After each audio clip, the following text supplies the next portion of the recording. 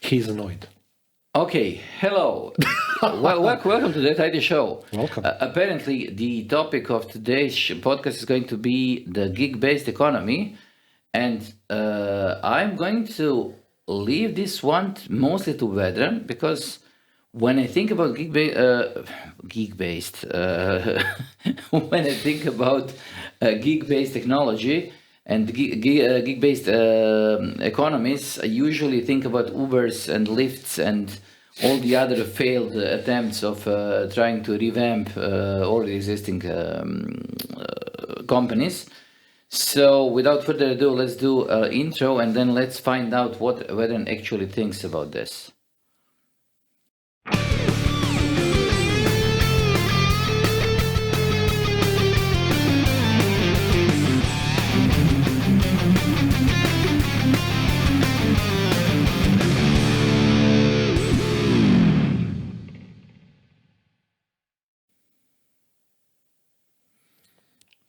Why is it important what I think about this? It's equally as important to hear your thoughts.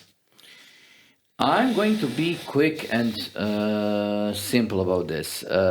Gig-based economy is completely fine, but at the same time, it sucks so immensely from the worker's perspective that it is not something that should be left completely unregulated. I'm going to be precise about this. I'm fine with people doing gigs. I'm fine with people doing whatever they want with their time and so on. But some sort of worker compensation and worker safety should exist, because we are not infallible. We are people who are capable of being ill. We are people who are capable of being, for one reason or the other, unable to do our jobs. And the gig-based economy is completely trying to erase those people out of the economy itself. So call me leftist, but I think that we should be having some sort of workers' safety nets that are going to help people who are into the gig economy, but suddenly have some reason why they are unable to do the job. And this is my primary and probably the only thing why I don't like gig economies. Okay, let me ask you a sub-question to this, because it's a part of the topic. Do you think that UBI would be a good safety net, universal basic income? Yes. Boy, are you a leftist. Okay. Yes, but I think that UBI is the only thing that is going to be leaving us with the community and the society that is going to work, because not all the people are going to be able to switch over to the new technologies. And we are going to be left with a lot of people who won't be able to do, let's call it prime businesses or prime tasks that are more complicated than the rest of them. As soon as we introduce AI and then robotics and then automation into it, we are going to be dealing and sorting a lot of those jobs and basically phasing them out.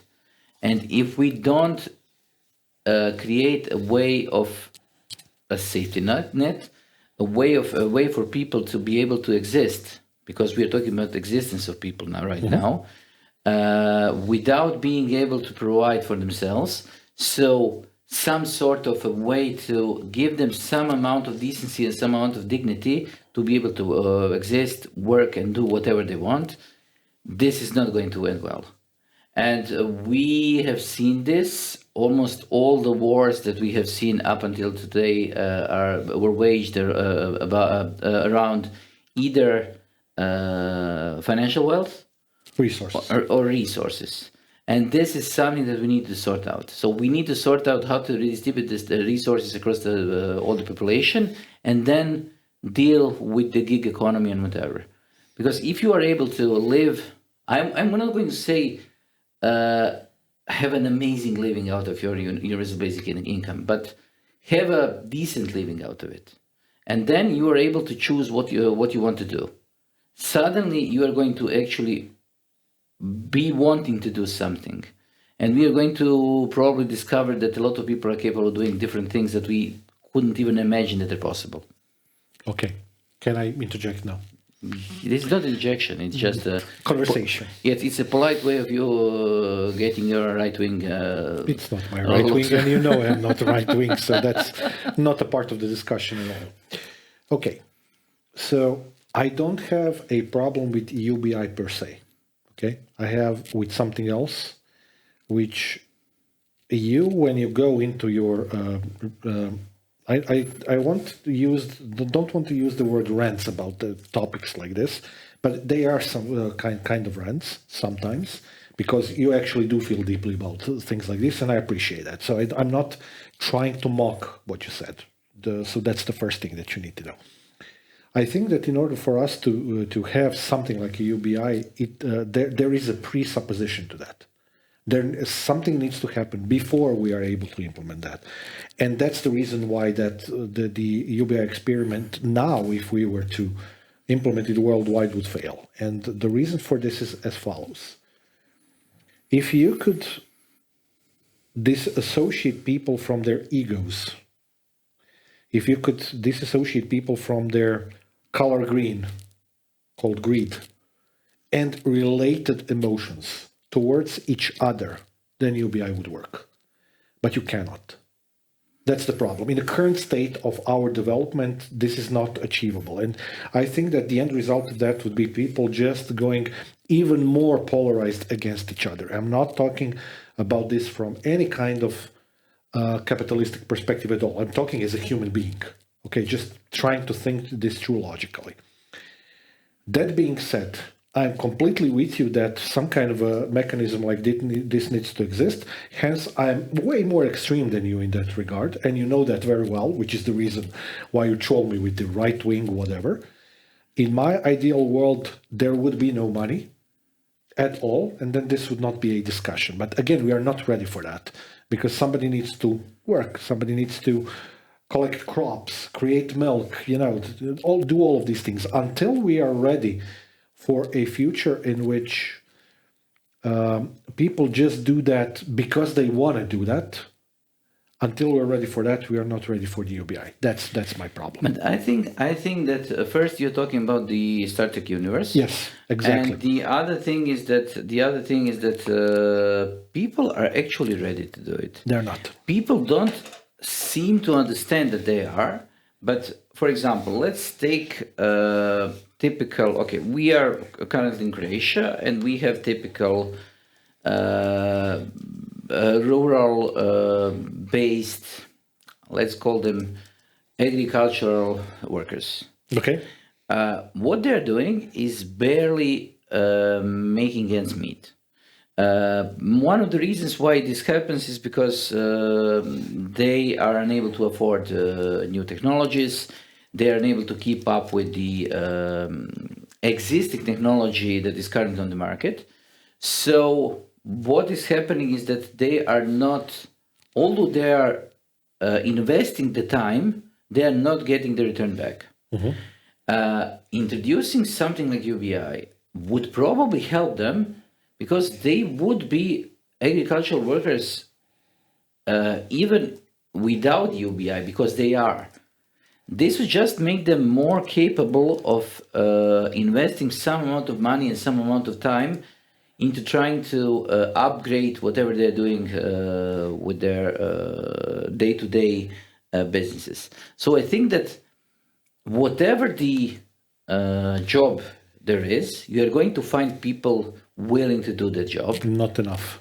But, and this is a big but, once you are able to introduce the gig-based economy and create the huge amount of extra profit, because this is going to create huge amount of extra profit, and if you are able to distribute it, you are going to be able to find people who are going to be willing to do the jobs. Because the capitalism itself, when crossed with,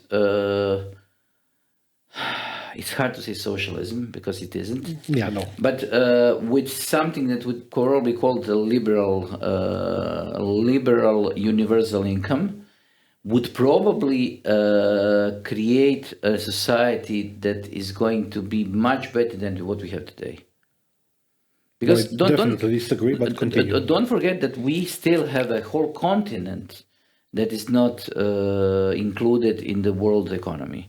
We are the Africa. They are, but in a very, very wrong way. Yes, so it is not included in the world economy. We have huge countries that are more or less concentrated on their own existence and their own ideas of how to take over other countries.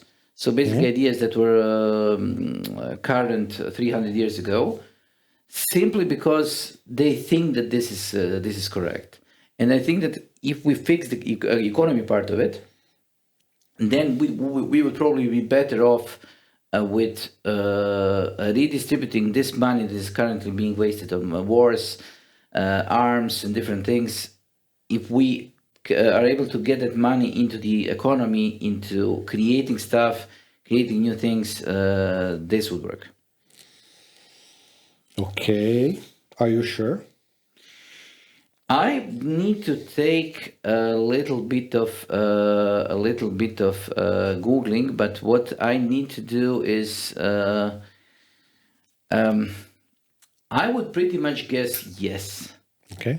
Because the thing that is bothering me is that the amount of money that we are currently spending on arms is more than enough to provide not only universal basic income, I would call it universal premium income to most of the population. And this is one of those problems. If we are able to stop investing into a military economy, we would be able to actually feed the people and make people do whatever they want to. I'm completely fine with people becoming artists and not doing anything. I'm completely fine with taping a banana on the wall and calling it art. That's what people do. Somebody's going to do this. For those of you who want to check that metaphor and lead... It wasn't a metaphor. Yeah. Okay, let's treat it as a metaphor and lead it all the way to its natural conclusion. Dire Straits song In the Gallery for you. You're going to understand what I'm saying. Or just Google banana on the wall and you're going to see the art installation. Okay, so can I tell you again the presupposition for your plan to work? Okay. Because there is one big one. I'm going to roll back time a little bit backwards into a time when both you and I were just teenagers for a second. Because this is where some of the inflection points of the discussion that we are having today happened.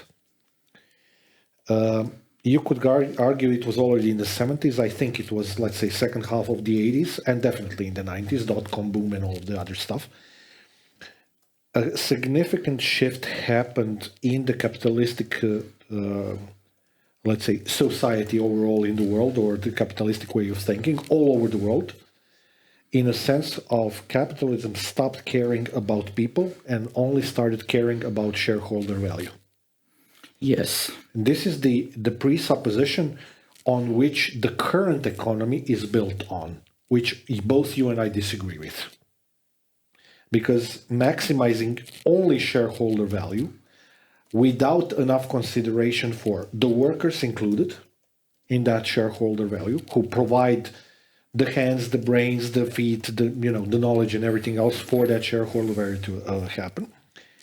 And the world surrounding that shareholder value, the cities, the continents, the countries, the counties, whatever, which is what happened roughly second part of the 80s, 90s, whatnot. If I remember correctly from the sources that I read years ago, if you just remove those two things from the idea of capitalism as it used to work, then it becomes the thing that we have today, and then it becomes the question of whether or not people can survive. So I see this as I'm not trying to be asocial here, I'm just acting rationally. What happened there was a logical, I wouldn't say conclusion, but maybe almost a conclusion of the capitalism. It's natural conclusion, because the premise on which capitalism works on top of is make money. But the problem is Wait a second. because of the fact that that significantly changed in the 80s and the 90s. As a result, big corporations and even smaller ones, as they grow, because as a business, if you're not growing, you are falling behind, which means that your competitors are becoming better than you, bigger than you, making more money, and that's the criteria that people measure on. I'm not saying that that's the criteria, but that's the way in which the stock market works and everything else related to that. As long as we put the only premium on the stock prices, stock market value, and whatnot, the idea of UBI or whatever will not work. That's my I have since we started to deal with basically we started talking about not gig-based economy but capitalism itself. But it is leading to it's leading to it, because the thing is this: the one of the worst offenders when it comes to shareholder price and shareholders as such is that people are pushing for different goals that usually have absolutely no connection to what the company actually is doing. So you can have a company that is producing amazing products that last forever, that are amazing in every way possible. So nice to use, cheap, easy to repair, and so on. And suddenly, just because the shareholders think that this company should be producing more. Profits more. Should be producing more. I'm talking about units. Okay. Suddenly, this company is basically pushed into creating a lesser product because they want to create more units. Because if they create a perfect product that is not that needs only to be repaired every few years, they are going to be slowly declining in the number of units that they are selling. So suddenly you have a problem because you are incentivizing companies to create bad products because you want a bad product to be sold every year instead of a good product being sold every 10 years. Exactly what we lived through. You remember how the products were when you were younger. They were almost all of them were indestructible. The cars, the washing machines, the TVs, they rarely broke. You still have old Mercedes from the 70s running all around the streets of our capital. But it's not only this. It's even the chairs, the tables, whatever. Yeah, whatever. Because if a company is using timber to create tables, they're going to be too expensive and they're going to last so much longer than this, let's call it plastic homogenate created out of cellulose and something. God knows what. So there is an incentive to create products that are of lesser quality and that are going to fail. Because if they don't fail, the company that makes them is going to fail. And this is one of those huge problems. But let's go back to the gig economy, because we need to talk about two things. You want to talk about gig economy when it comes to IT, IT market, and the other gig economy that almost everybody else talks about is the ubiquitous. We are going to have a company that's going to be running taxi services without cars, running whatever without whatever. So Tesla is going to be the next big thing. We are going to be having autonomous cars that are going to be also taxis. We are not going to own any more cars because we are going to be buying these services, the car as a service, and so on and so on and so on. A lot has been said about Tesla, about Uber, about Lyft. None of those are currently having a good year. Simply because people have come to a realization that whatever was told to them were basically lies. Okay. I wouldn't call them lies as such. I would just call them complete fabrication. Fabrications. Fabrications, okay. Because if you are lying about something, usually you are overpromising.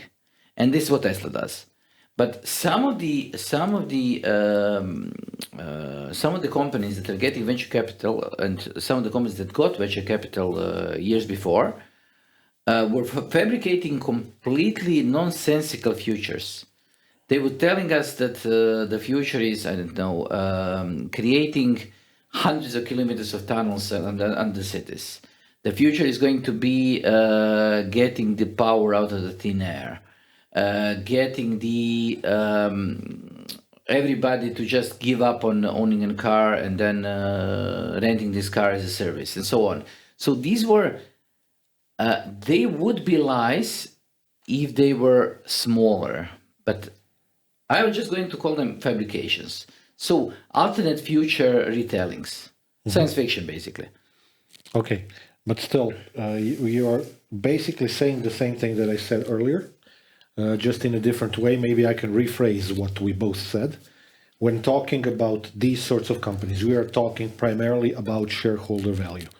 Primarily, shareholder value is stock price and dividends. That's what it is.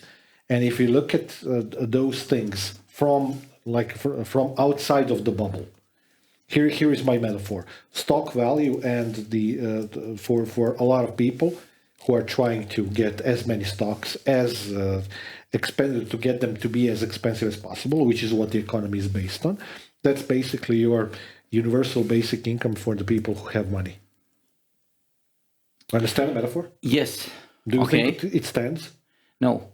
Why not? Because that's exactly what people are trying to do: raise the stock prices, make as much money on them, especially venture capitalists, and then either sell them when they are super inflated and overpriced, or try to make a sustained, let's say 5, 3, 5, 7, 10-year plan, and then sell them afterwards. I think that one of the good start would probably be to start from the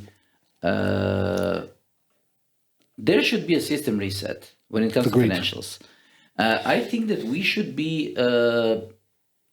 should force the financial system to do to itself what is happening to humans when they die. Basically, I would Ashes to ashes. Ashes to ashes, yes, because what I would like to see is that every fixed number of years, 20 years, 25 years, and so on, everybody should be just getting all the money that they have, tallying down, settle all the debts, and then start from scratch. So if you have a company and your company has some interest in banks, you have trust funds and so on, suddenly this should be converted into something that actually means something. And then we should see every 20 years how the economy actually stands. So let's call it. You should forgive the debts, or? I think that the first problem would become that people would understand how much money does not exist. Still not the answer to my question. And then people would need to deal with this. Forgiving the debts is something that would probably be one of the last priorities. Okay. Because what would happen is that we would probably suddenly lose huge amount of banks and different financial institutions. We would incentivize people to do that. So the problem is not going to be the debts. The problem is going to be who are you indebted to? Because if a bank that you are working with suddenly faces up and says, okay, I actually have 15% of the funds that I say I have. Mm-hmm. Your debt is no longer something that is a problem. Everybody's debt is a problem because nobody can repay this money because this money does not exist. So this would be a big thing to do. You're crazy. Yes, much crazier than I thought. Yes, I know. Again, human nature, as it stands right now, in our state of development right now, would not allow for this system to be successful. That system would lead to mass riots and probably a lot of more fights. That's my worry of this. If the chaos theory behind that is something that you calculated into the risk of your model, then I understand what you wanted to say. But that's probably a little bit too violent of a reset that would happen. But you probably thought of that as well, knowing you. Yes, and the other thing is that I was asking ChatGPT to help me because this is what ChatGPT does, to give me some idea of the things that we could potentially completely get rid of and have no impact on the economy. Okay. So the list is simple. Okay, arms, Okay. Yeah. but We agree on that. fossil fuel subsidies, Agreed. corporate tax evasion and avoidance schemes. For taxes? Yes, Agreed.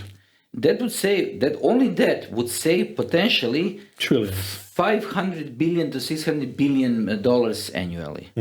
Then executive compensations. What? Executive compensations. Okay. They are way too high. Tens of billions of dollars annually. Inefficient government programs. This one is A matter of a big discussion, if you ask me. it's a discussion point, but we probably agree that governments are spending too much on things that should be cheaper. But let's keep We this do. one. Healthcare. Okay. Specifically healthcare system inefficiencies. They don't want to say that we should be eliminating healthcare, but they say that even in the United States, which has the most expensive healthcare in the world, this would save up to $1 trillion per year. Yeah. Let's put this into perspective. The ChatGPT is currently calculating that the entire expenditure on wars is $8 trillion per year. So Seems a little bit high, but yeah, probably in the trillions. yes, so tax havens, $600 billion globally, luxury goods, tens of billions of dollars annually, corruption, $2.6 trillion per year or 5% of global GDP, outdated agricultural subsidies, billions of dollars, and then this one is most amazing, expensive sports events. Expensive sports events. Yes. Okay. F1, NHL, and everybody, NBA. and NBA, anything that actually is spending so much money that people cannot afford to actually watch sports. We recently had an experience. Somebody went to US, wanted to go to a basketball game, and probably some of the worst seats in the house. So high up, very, very high up in the audience. You mean so high up that they don't see the field, basically, yeah. And We're in the actually, you can feel the delay of the. The delay of the light, Yeah, it was already so many hundreds of dollars. It was completely pointless. Yes, but the thing is that for the last Super Bowl, some of the players were they have a problem because they couldn't afford to buy tickets for their own families because the tickets were in millions. Okay, didn't even hear that one. I know that they're expensive, but I don't watch Super Bowl, so I don't care. No, but there's Americans because they think that this is football. Absolutely agree with you that, and let me be a little bit stupid here for a second. I'm just going to put it in another language. 11 or 22 or 20 or 25 or 30 or whatever amount of idiots running across the field trying to put a ball in the net should not be worth hundreds of $millions per year. Okay, but this estimation has pretty much. Okay, this is based on a rule of thumb, so basically this estimation can be completely off. Says that you could probably give each person on the planet something like $500 per year if we just eliminated those things. Okay. So would this consist? Would this be enough if we called it universal basic income? No. It would be a start, but for the scenario that you're talking about, no. Okay, but this would be. There are many parts of the world in which yes, but average that out across the world, no. Okay, it wouldn't be enough. But you talked about the healthcare system. You used the U.S. as an example. If I remember correctly from some of the statistics that I read years ago when the last presidential elections were happening, I think U.S. has per capita something like $11,000 in healthcare cost. When you compare that to average European country, that's something like $4,000, $5,000, $6,000. So it's almost 1 to 2, something like that.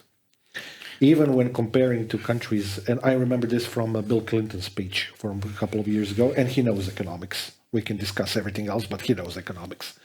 He said that even countries like Switzerland, who have a lot of mountain ranges, so therefore the transportation of the medicine and everything else plays a significant role in the cost of the medicine.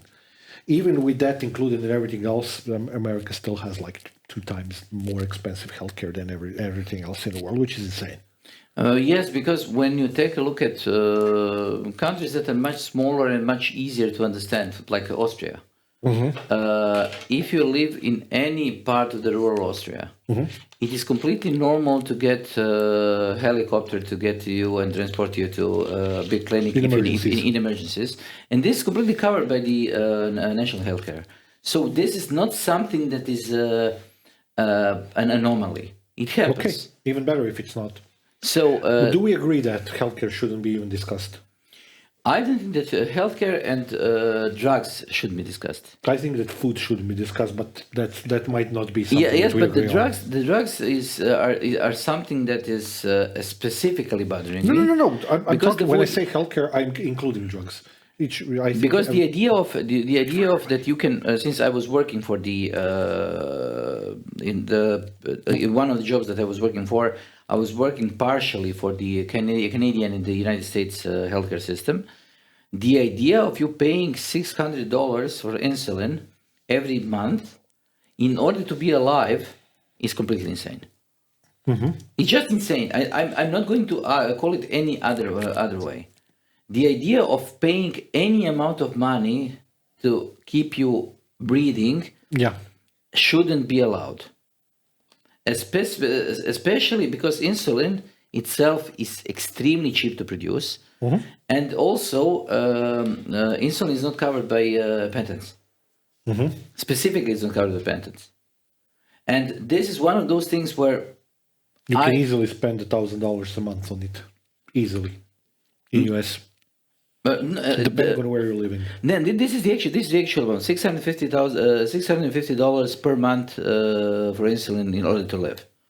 Again, depending on where you live. This was an average, but yes, it's insane. Especially when you know that for all of those of you who are not into European healthcare. For example, here in Croatia, if you suffer from diabetes, of any form of diabetes, you're not only going to get free insulin, you are also entitled to sugar level tests, so glucose tests, that are completely free. You're entitled to, you need to pay some amount of money if you want to have the insulin pumps in... depending on the participation level? Yes, but this amount of money is small potatoes compared to what we're small talking potatoes about. To anything else.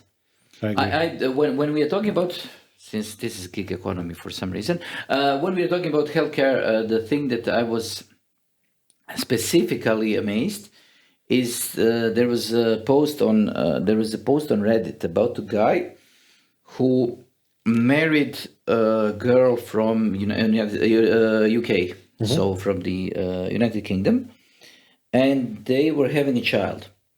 And there were some complications, and he said that his first problem when he came to the maternity ward was that when he realized that there are going to be complications, that there's going to be a cesarean section and so on, he wasn't thinking about the baby or the mother, he was thinking about the bill. Because he said that every time a doctor came into the operating room and went out, in his head, this was $2,000. And then after a couple of days, 3 or 4 days after the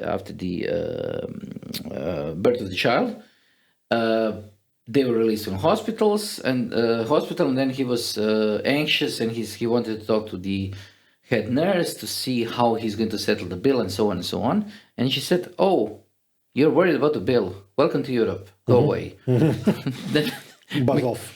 Yes, because the cost of the childbirth can be up to $30,000 just for the regular normal childbirth. When we're talking about Croatia, it's completely free. Complications, everything is covered inside the regular, normal healthcare. So nobody is going to charge you anything for childbirth. Employed or not employed, doesn't really matter. Okay, also the emergency care is also free. Yeah. So it doesn't matter which kind of emergency it is. You are not going to get charged for it. You're going to get charged for additional things. So, for example, if they need to save your life, this is going to be free.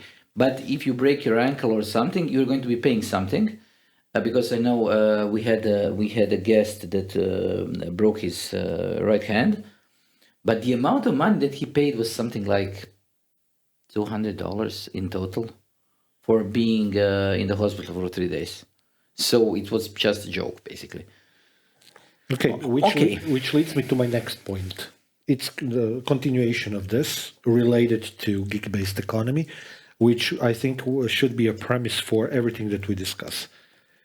You shouldn't, at any level, whatever the industry that you're working in, whatever the type of job that you're doing, I don't think that the US way of thinking, at least, not from the perspective of US people, talking about politicians more than anything else, you shouldn't work 2+ jobs in order to make a living.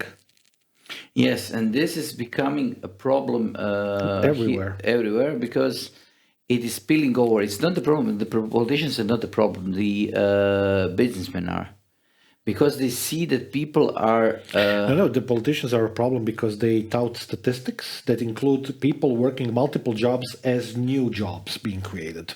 That's what I'm saying. This is one thing. This is very, very different from actually making a living from a single job.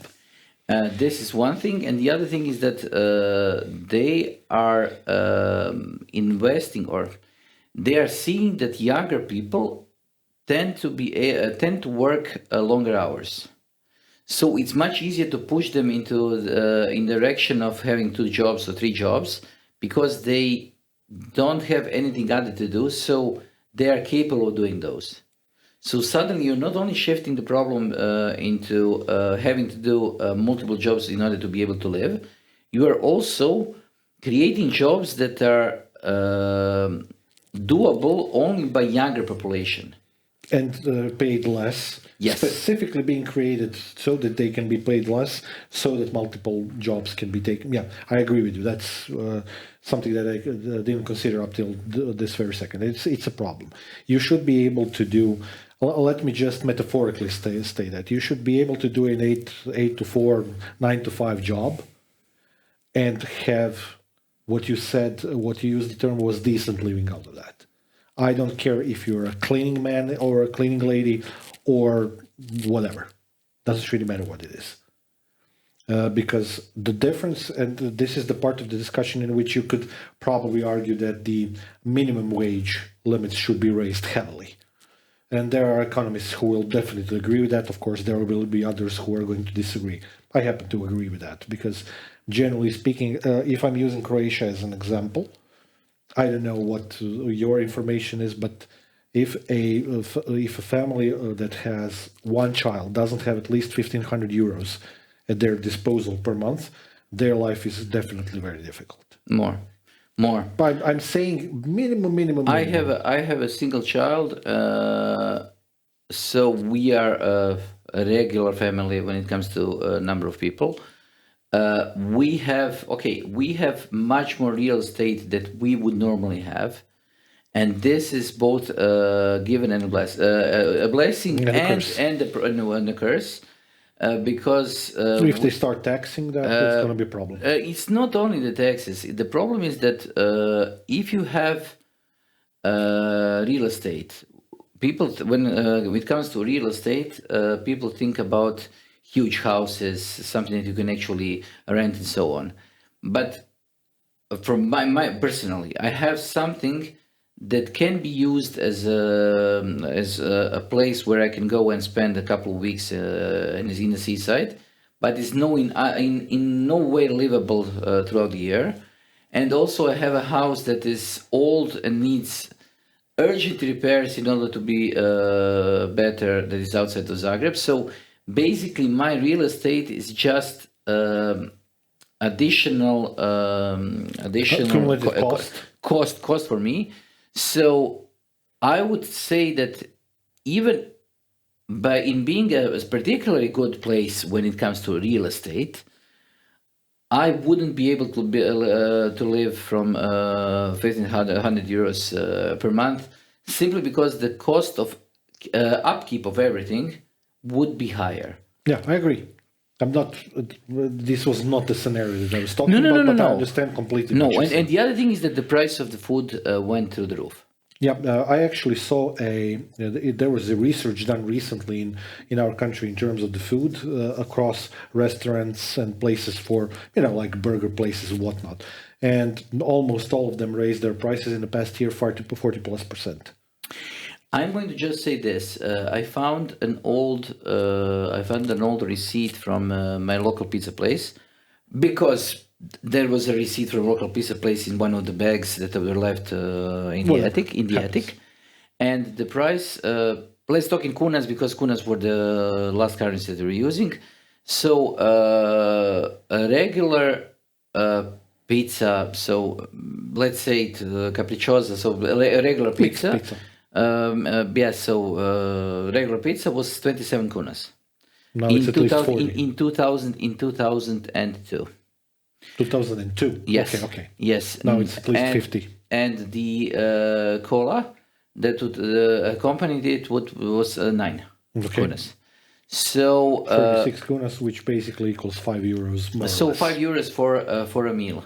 Now it's tough to find a pizza under 9 or 10 euros. Just for the pizza, and then additional 2 or 3 euros for the drink. Yeah. So this went up 130%. Yeah, that's time span of 20 years, but still. Yes, but 130% in 10 years, in 20 years is huge. It is. Which leads us to the topic of how do you survive in that whole stack of things that we just mentioned in this climate with a regular job versus a gig-based economy, or a combination of the two. We both do both. Yes, but let's talk about gig-based economy, because we need to talk about the jobs that are actually available. Yes. There are jobs that are completely incompatible with gig-based economy. Of course, manufacturing. Any kind of manufacturing, any kind of actual maintenance and so on, because those are the jobs that need to be performed daily, and they need to be performed by a person who knows what he's doing. You cannot be, for example, a factory maintenance worker as a gig-based economy, in a gig-based economy. You can have multiple sites that you're working on, but you have to have some sort of a relationship between those sites, because you need to know what you're doing. So we have eliminated probably 80% of the jobs. Okay. I think less, but yeah, okay. Doesn't really matter. Yes, you cannot have gig-based doctors. There are more and more of those. Yes, but you especially in US and Canada, by the way. Yes, but they when it comes to gigs, what they are calling gigs is basically normal jobs, but being paid as a gig. So they are trying to shift the different things that need to be paid together with the actual allowance of the compensation for the worker. So the insurance, the healthcare, and so on. They're trying to shift it to the doctor himself or herself, so that they're paying the gross amount, and then the doctor needs to sort out the taxes and everything else. This is wrong. This is completely wrong, because what this creates is a job instability. And I don't want my doctor to be scared that he's going to lose his job. Okay, I understand. I don't want my car driver to be, my bus driver to be scared for his job. I don't want the train driver to be scared for his job. So there are huge amount of different jobs that are completely incompatible with being being gigs. Okay, let's focus on the things that are. Okay, so either low-paying jobs that are going to be ending soon, so something like taxes, I'm seeing that the lift is right now trying to reinvent the different parts of the economy.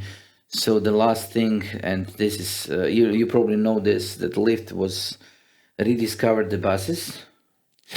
You know this. Nope. Basically, what they did is they rediscovered that if you actually don't visit people at their own local address, Then people don't use your services. no. But if you create a point where people can actually Called the bus stop. can actually congregate and then wait for a bigger vehicle, then we can transport more people in this bigger vehicle for less cost. We are not calling it a bus. We are calling it cost cutting, and we are calling it grouping people into different, but basically buses. Yeah. So I don't know what's the next thing that the Lyft is going to have, going to find out. But okay, let's deal with this. So these are the simple jobs. I can see maintenance in general becoming a gig economy. It already has. Yes, A lot of it. And it was. We called it crafts, and it was a gig economy from the start. You don't need your window pane changed every day, hopefully. So you are going to pay somebody to fix your window. This is going to be it. Mm-hmm. It has been the gig economy, the part of the gig economy for the last hundreds of years, as long as the glass exists. So there are some jobs that are specifically intended to be gigs, and we sort of kind of have a solution. We are calling it crafts, so craftsmen. So all of the people who have been destroyed in the past 20 years. Yes, but why are we reinventing the gig economy? Because we can say, okay, you are now an IT craftsman, and you are going to offer your services to people who need it. Because we have the framework, we know how the craftsmen work. We know how they are. It's just a different topic. It's a different job, but we have the framework. Okay. And why are we trying to replace this framework with something else? Because that's the way the world works. No. Better marketing terms for the same things. No. The thing is that if you want to create your gigs to be on the same level as crafts, suddenly you have taxes. Suddenly you need to pay some sort of pension fund. And then you are creating some sort of a commitment for the people who require this craft or something. And this is not something that people like to do. Of course. And this is one of those things where I think that the state should jump in. And the state should be mandating people to understand that they shouldn't be taking all the money right now. They should be reinvesting some of the money for the pensions, the pension fund and so on. And this is one of those things where the state should be doing something. Of course, this is how when the state completely fails to do its job and creates completely wrong solutions to wrong problems. Okay. So I've been doing the gigs part. Yes. For more than 20 years. Basically, for me, it started with some lame jobs that I used to do as a student, just like you. 30, whatever. Then also I started doing real gigs like a musician. That's what I do as a side job. It's not side job, side something, which is not the job. Is just a source of a little bit of let's say pleasure and less so money, because that just doesn't work and hasn't worked for many years. There are a lot of other, let's say, artistic types of works that have become gig-based economies in the past years. Actors, people who are painters, people who do everything related to, almost everything related to arts has become a gig-based economy in the past 10, 20 years, maybe even more, doesn't really matter. But the thing that I've noticed in the past 10 years or so is that there are quite a few you called it crafts, and you mentioned the word IT craft or something like that. I mentioned a lot of IT-related gigs, and there are a lot of websites that deal with those things. where you can find temporary gigs if you want to work, if you are skilled in IT and stuff like that, because at the end of the day, IT is our topic. So going back to that, a lot of these sites like Elance, and there are quite a few gig-based things on LinkedIn and on the job seeker sites and whatnot. And the employers are also, or not now, have taken notice of all of this, and they are looking for people. I can look in my mailbox and my LinkedIn inbox in terms of messages. A lot of the jobs that I get offered on literally on a daily basis are like gigs. Do something for 6 months and then we're going to see. Do something for 3 months, then we'll see. Do something for a year, whatever.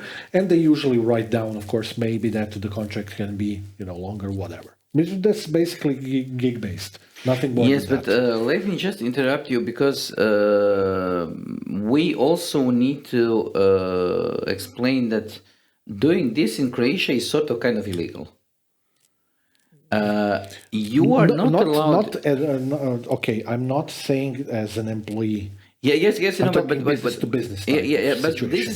this is another layer of complexity. Yes, Because in some countries, people want to do gig jobs, and the economy itself or the government itself does not understand what a gig job is. it's not only that; it is actually patently illegal.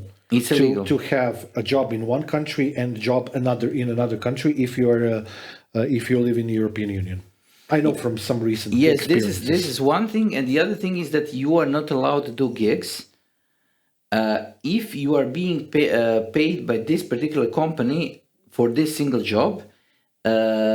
In Croatia, they have to hire you, so then you become not a gig worker. Just you need to become an employee of the company, because otherwise you're going to be paying some fines for the gig.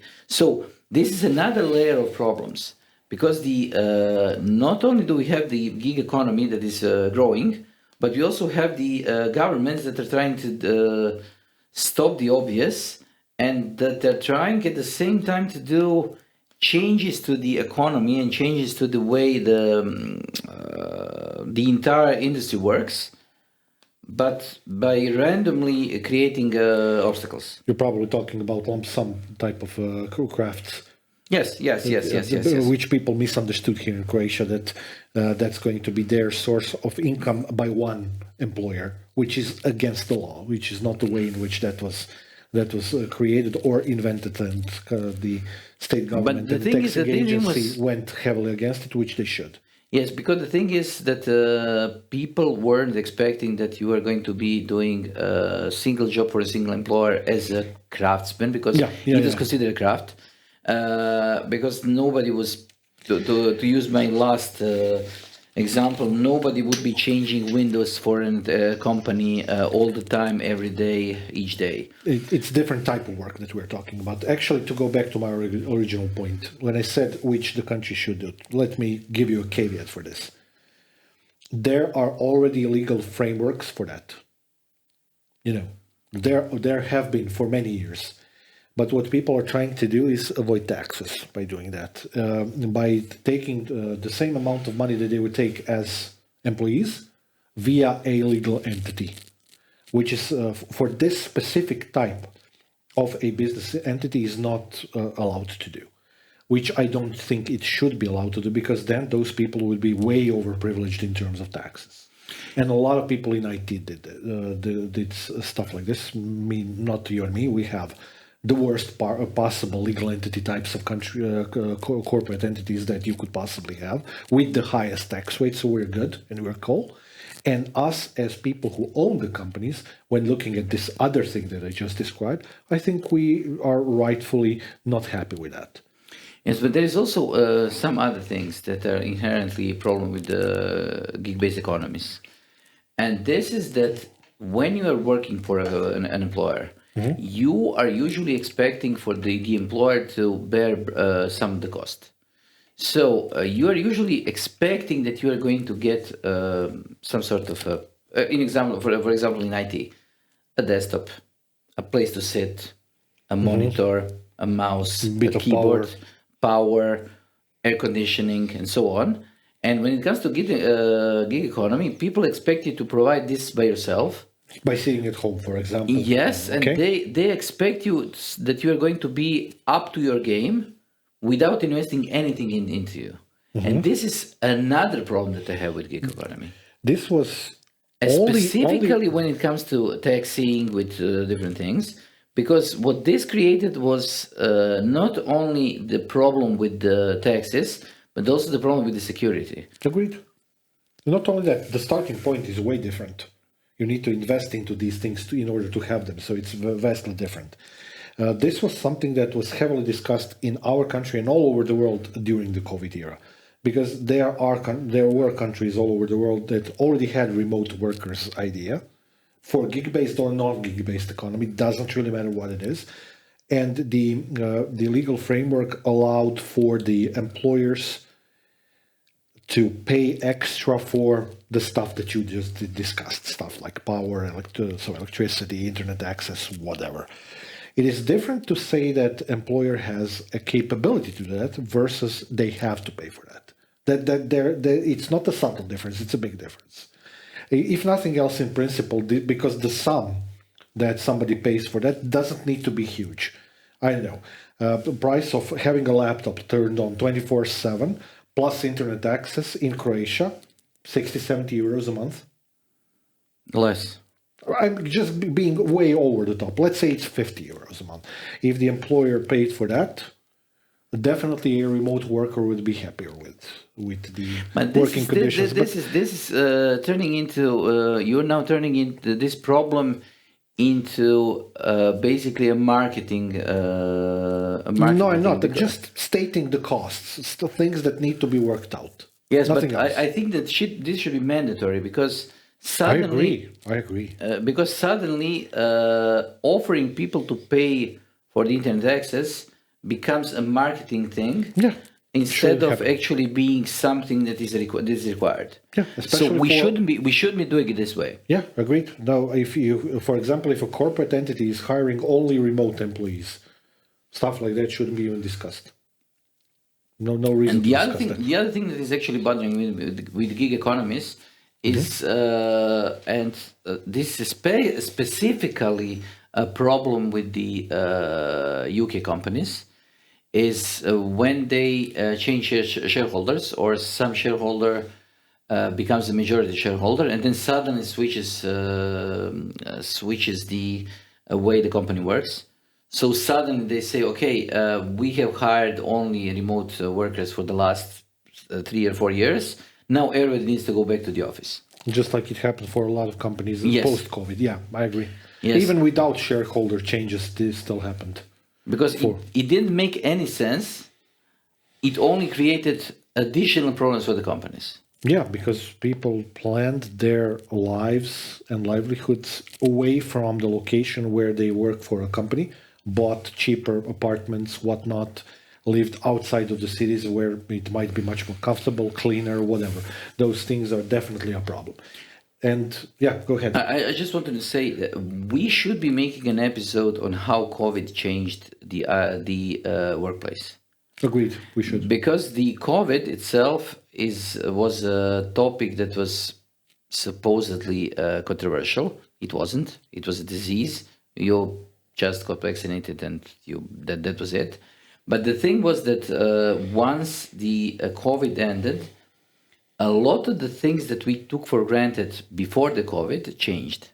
Okay. Specifically, the amount of remote work available to you.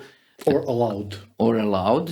But usually, I would say that most of the companies actually realize that they don't need to push people to be in the office all the time.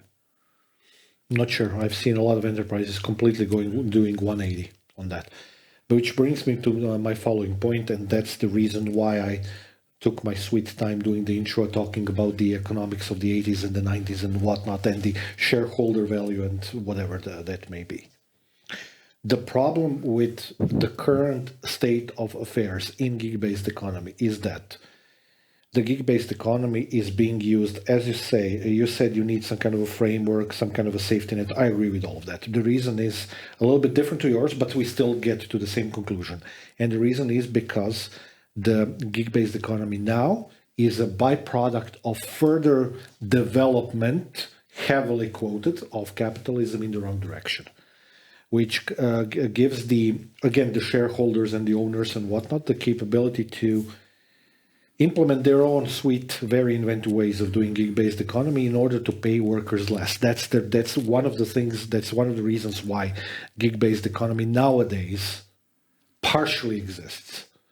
I am against that, but this is something that usually people will say, yeah, let the market decide whatnot. The market is not going to be able to decide on that because at the end of the day, as long as people don't, and there's a reason why the unions used to be so successful in the past for some things and less so in the past 10 to 20 years. The people, when they join together, when they start thinking about minimum somethings, like minimum amount of money per hour that needs to be paid, the working hour, whatever, that usually kind of like gets us to a better point as employees. But both sides will eventually need to come together and start talking about how to make this work again in a little bit of a more balanced way, because the shareholder value, share prices value, and whatnot cannot be the only key value that is used to determine the value that the worker has for the company. I'm going to go with a particular thing. We're going to show you this in the video, because I cannot just connect it directly to the video stream because I'm too lazy to connect the HDMI. But anyways, would you do this challenge? What I'm showing Wedern is the challenge that Lyft gives to its riders. Mm-hmm. So if you are able to do 110 rides during your working shift, you're going to get a bonus. That's in 3 days. Yes, but this is 110 rides. So this is basically 34 rides per day. And this is not only a problem, this is a safety problem. 36, that's a lot.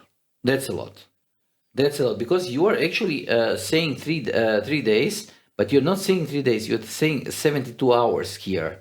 Yeah, I know. It's not talking about the working days. It started talking about hours.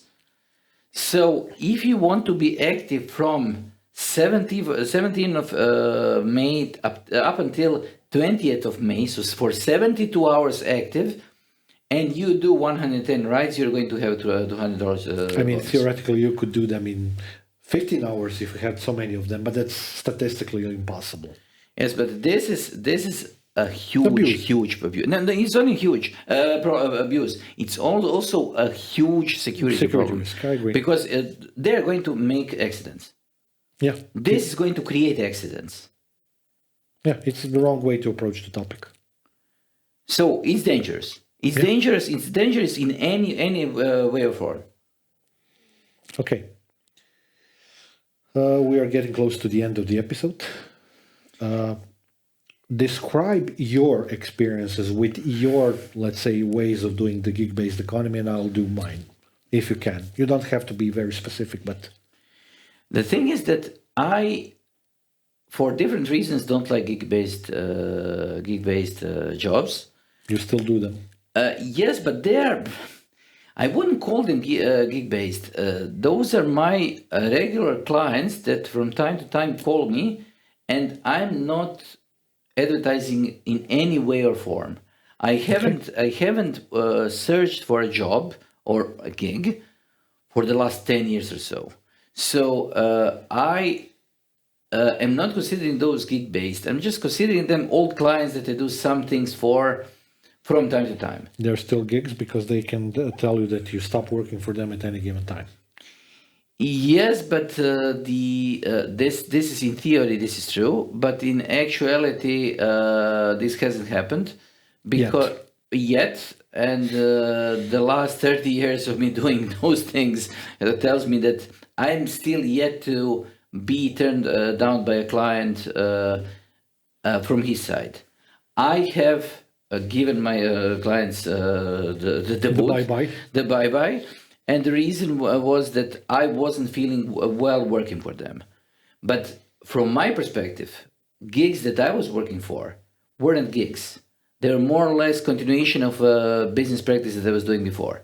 So I usually help different companies that I was working for with different things that are my specialty, and this is getting even rarer as we speak. So I'm not anymore into gig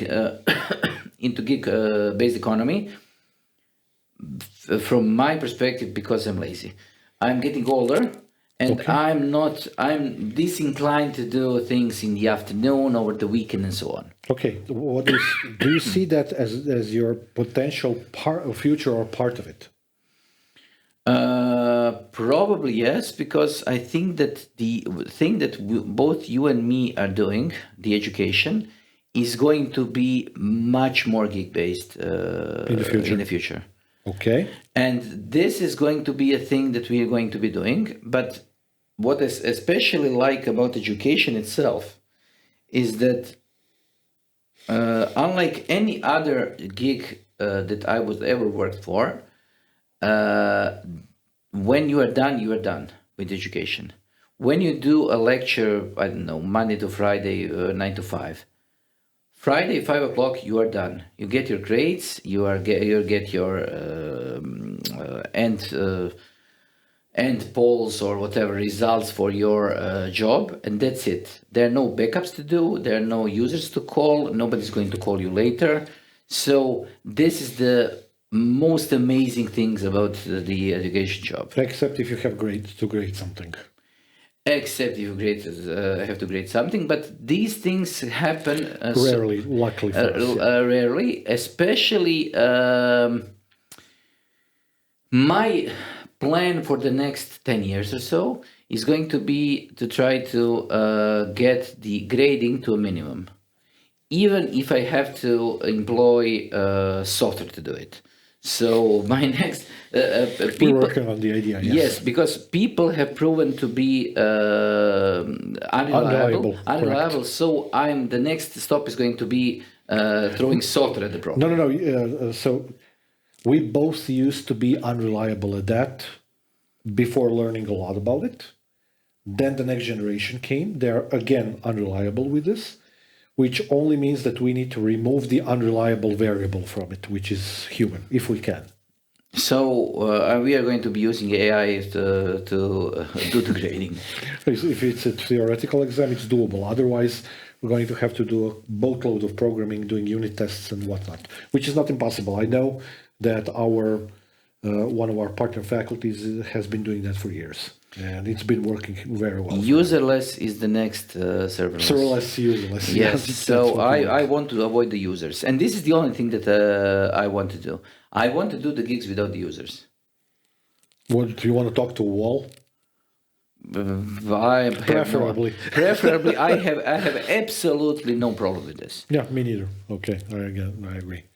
From my side, I also don't have what we would call gig-based stuff to do. Although, let's say, writing those books, those were gigs.